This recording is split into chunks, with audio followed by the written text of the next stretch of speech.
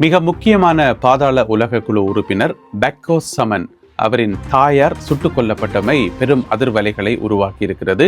இந்த சம்பவம் தொடர்பாக கிடைக்கப்பெற்ற சில பிந்திய முக்கியமான தகவல்களை இந்த காணொளியில் விரிவாக பார்க்க இருக்கின்றோம். யால தேசிய பூங்காவில் மற்றொரு துப்பாக்கிச் சூட்டு சம்பவம் ஒன்று இடம்பெற்று அதிலே ஒருவர் காயமடைந்து மருத்துவமனையில் அனுமதிக்கப்பட்டிருக்கின்றார். எல்லை மீறி மீன்பிடித்தார்கள் என்கின்ற குற்றச்சாட்டின் அடிப்படையில் இந்திய மீனவர்கள் 9 பேர் கைது செய்யப்பட்டுள்ளார்கள். அது குறித்த விவரங்களையும், நாமல் ராஜபக்ச தான் ஜனாதிபதியாக வந்தால் ட்ரோன்கள் மூலமாக உரத்தை வழங்குவேன், விவசாயிகளுக்கு ட்ரோன்கள் மூலமாக உரம் வழங்குவேன் என்று சொல்லி வாக்குறுதி வழங்கி இருக்கின்றார். எனவே அது குறித்தும் இந்த காணொலியில் பார்க்கலாம். இந்த செய்திகளுடன் மேலும் ஒரு சில செய்திகளும் தகவல்களும் இன்றைய காணொலியில் காத்திருக்கின்றன. தமிழடியான் சொந்தங்கள் அனைவருக்கும் வணக்கம். ஆகஸ்ட் மாதம் 13ஆம் தேதி 2026ஆம் ஆண்டு வியாழக்கிழமை. வாருங்கள் காணொலிக்குள் போகலாம். மிக முக்கியமான பாதாள உலக குழு உறுப்பினர் பெக்கோ சமன் ஏற்கனவே அவர் இந்தோனேசியாவில் கைது செய்யப்பட்டு, அதாவது மற்றொரு முக்கியமான பாதாள உலக குழு உறுப்பினர் கெஹல் பத்ர பத்மேயுடன் சேர்த்து கைது செய்யப்பட்டு இப்பொழுது இலங்கையிலே சிறையிலே அடைக்கப்பட்டிருக்கின்றார். இலங்கையில் நடைபெற்ற பல முக்கியமான சம்பவங்களுடன் சம்பந்தப்பட்டவர் தான் பெக்கோ சமன் என்றது எங்கள் எல்லாருக்குமே தெரியும். அவருடைய தாயார் 57 வயதுடைய தாயார் நேற்று மாலை சுட்டுக் கொல்லப்பட்டிருக்கின்றார். அதாவது மித்தனிய பகுதியில் இருக்கக்கூடிய அவர்களுடைய வீட்டில் வச்சு, மித்தனிய உல்ஹிட்டியாவ என்று சொல்லப்படுற ஒரு சிறிய கிராமத்தில் அவருடைய வீட்டில் வந்து நிற்கும்போது 2 துப்பாக்கிதாரிகள், அதில் ஒருத்தர் இறங்கி வந்து அவர்களுடைய வீட்டு முன் ஹோல் இருக்குதானே, வரவேற்பறை, அதில் வச்சு துப்பாக்கியால் சுட்டிருக்கின்றார். மோட்டார் சைக்கிளில் வந்த அடையாளம் தெரியாத 2 நபர்களால் இந்த தாக்குதல் நடத்தப்பட்டிருக்கிறது. இதில் வந்து அவர் படுகாயமடைந்து உடனடியாக மித்தனிய மருத்துவமனையில் அனுமதிக்கப்பட்டு பின்னர் உயிரிழக்கின்றார். 57 வயதுடைய அந்த தாயாருடைய பேர் என்று பார்த்தீங்கன்னு சொன்னால் M.A. ரேணு மல்காந்தி என்று சொல்லப்படுகிறது. இது சம்பந்தமான விசாரணைகளை போலீசார் ஆரம்பித்திருக்கிறார்கள். என்ன பிரச்சனைன்னு சொன்னால், இப்போ கொஞ்ச காலமாக பார்த்தீங்கன்னு சொன்னால் முக்கியமான பாதாள உலக குழு ஆக்கள் எல்லாம் கைது செய்து எல்லாரையும் ஜெயிலுக்குள்ளே போட்டாச்சு. அங்கே வெளியில் பெரிய அளவில் சொல்லிக்கொள்ளும்படியாக பெரிய அளவு ஆக்கள் வெளியில் இல்லை.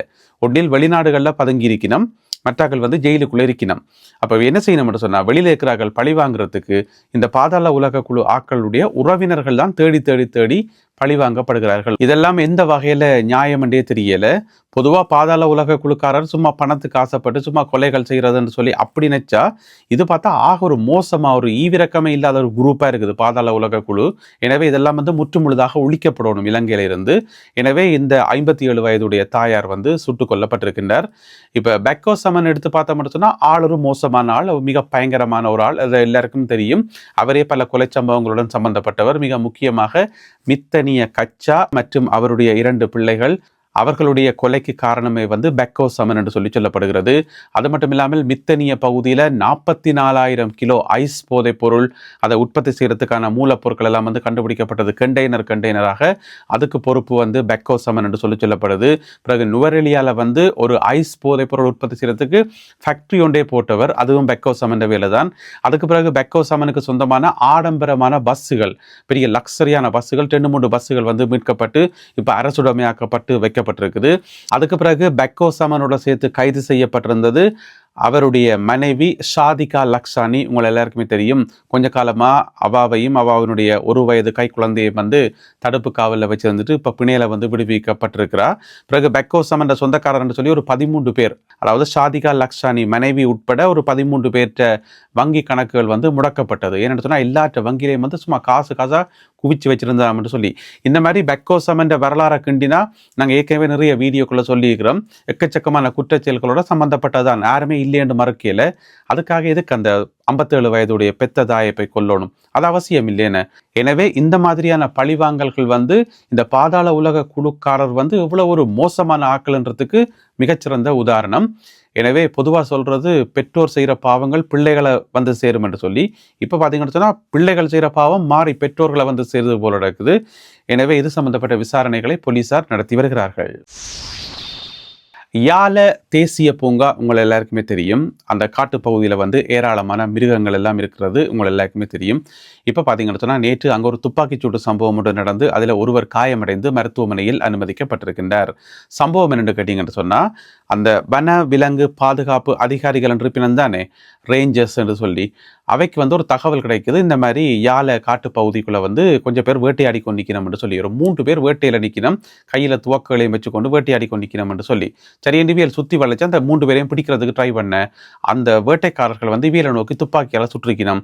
அப்ப இவை என்ன செய்யணும், பாதுகாப்புக்காக திருப்பி சுற்றிக்கணும். என்னோட இவியலை துவக்கி இருக்குன்னு தானே, திருப்பி சுட்டதுல வந்து 2 பேர் தப்பி ஓடிட்டணும். துவக்களை கீழே போட்டுட்டு 3வது ஆள் வந்து காயமடைஞ்சிட்டார். அவருக்கு வந்து முதுகு பகுதியிலையும் பிறகு ஷோல்டர்லையும் தோல் பகுதியிலையும் வந்து காயமாம் என்று சொல்லி அவர் காயப்பட்டு கீழே விழுந்துட்டார். அவர்கிட்ட இருந்து 41 கிலோ மான் இறைச்சி மீட்கப்பட்டிருக்கிறது. அதாவது 2 மான்களை வேட்டையாடி அந்த 2 மான்களினுடைய இறைச்சி 41 கிலோ இறைச்சியை வந்து வச்சிருந்திருக்கார். அதுவும் சேர்த்து கைப்பற்றி இவரையும் கொண்டே ஹாஸ்பிட்டலில் போட்டு கிடக்குது. எனவே யாழ தேசிய பூங்கான்றது டூரிஸ்ட் வந்து அதிகமாக வந்து போகிற ஒரு மிக முக்கியமான பகுதி. அந்த காட்டுக்குள்ளே போய் வேட்டையாடலாமா? எனவே விசாரணைகள் தொடர்ந்து இடம்பெற்று வருகின்றன. அத்துமீறி மீன் பிடித்தார்கள் என்கின்ற குற்றச்சாட்டின் அடிப்படையில் 9 இந்திய மீனவர்கள் கைது செய்யப்பட்டிருக்கின்றார்கள். இந்த 9 பேரும் வந்த படகும் வந்து, அதாவது ட்ரோலர் படகும் வந்து இலங்கை கடற்படையினரால் வந்து கைப்பற்றப்பட்டிருக்கிறது. இந்த சம்பவம் எங்கே நடந்திருக்குன்னு சொன்னால் தலைமன்னார் பகுதியில் ஒரு குடா பகுதி மாதிரி இருக்குதானே, அந்த குடா பகுதியில் வைத்து கைது செய்யப்பட்டிருப்பதாக சொல்லப்படுகிறது. அவர்கள் இப்பொழுது மன்னார் மாவட்ட மீன்வள ஆய்வாளர் அவரிடம் வந்து ஒப்படைக்கப்பட்டிருக்கிறார்கள் மேலதிகமான விசாரணைகளுக்காக. மாகாண சபை தேர்தல்கள் இப்போதைக்கு நடக்குமா? இப்போதைக்கு நடக்கிறதுக்கான வாய்ப்புகள் இல்லை என்றதான் ஒரு பதிலாக இருக்குது. ஏனென்று சொன்னால் அது சம்பந்தமான எந்த ஒரு தகவலுமே விரையில்லை. சும்மா இடைக்கிட அப்பப்போ சொல்லப்படும் இந்த வருஷத்துக்குள்ள மாகாண சபை தேர்தல் நடத்தப்படும் அல்லது விரைவில் நடத்தப்படும் என்று. ஆனால் அதுக்குரிய ஸ்டெப்ஸ் எதுவும் எடுத்த மாதிரியே தெரியல. இப்போ பார்த்தீங்கன்னு சொன்னால் நேற்று அமைச்சர் நலிந்த ஜெயதிசா அவர்கள் தெளிவாக சொல்லியிருக்கின்றார். என்னென்னு சொன்னால் எல்லை மறுநிர்ணயம் செய்யணும், டீலிமிட்டேஷன் என்று சொல்லுவது தானே. இப்போ இந்தியாவில் வந்து பெரிய பிரச்சனையாக போய் கொண்டிருக்குது டீலிமிட்டேஷன். அதே பிரச்சனை தான் இலங்கையிலையும் வந்து மாகாண சபை தேர்தலுக்கு எல்லைகளை வந்து வகுக்கணும், மாற்றணும், அட்ஜஸ்ட் பண்ண வேண்டி இருக்குது. அதே போல் தொகுதி மறுசீராய்வு செய்ய வேண்டி இருக்குது. அதாவது எந்தெந்த தொகுதி எத்தனை தொகுதி வருதுன்னு சொல்லி அதையும் பார்க்க வேண்டியிருக்குது.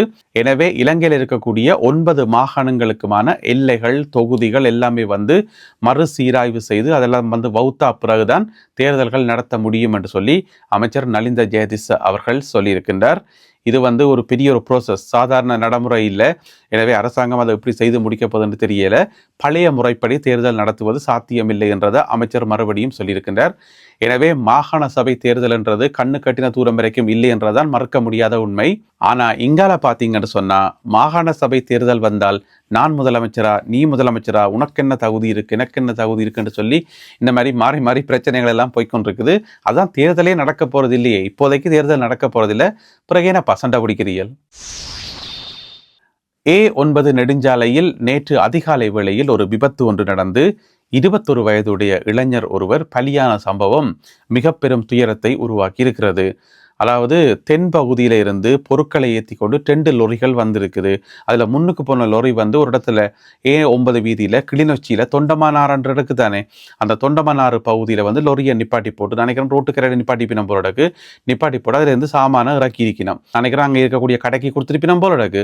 அந்த மாதிரி சாமான் இறக்கி கொண்டிருக்கக்குள்ள பின்னால வந்த லொரி வந்து அதுக்கு மேல வந்து வேகமா வந்து மோதினதில் அந்த பின்னுக்கு வந்த லொரியில இருந்த உதவியாளராக இருப்பார் தானே, கிளீனர் என்று சொல்லுவோம், அந்த 21 வயதுடைய இளைஞரால் தான் இருந்துக்கார். அவர் தான் படுகாயமடைந்து உயிரிழந்திருக்கின்றார். பார்த்தீங்கன்னு சொன்னால் ஒரு அநியாயமான சாவென.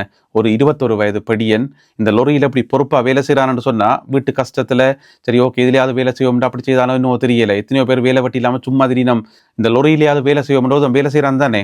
அப்படி வேலை செய்த ஒரு ஆள் வந்து இப்படி உயிரிழக்கிறது வந்து ஒரு ஏற்றுக்கொள்ள முடியாத ஒரு துயரமான விஷயம் என. எனவே எப்படியான சம்பவம் ஒன்று நேற்று கிளிநொச்சியில் நடைபெற்றிருக்கிறது.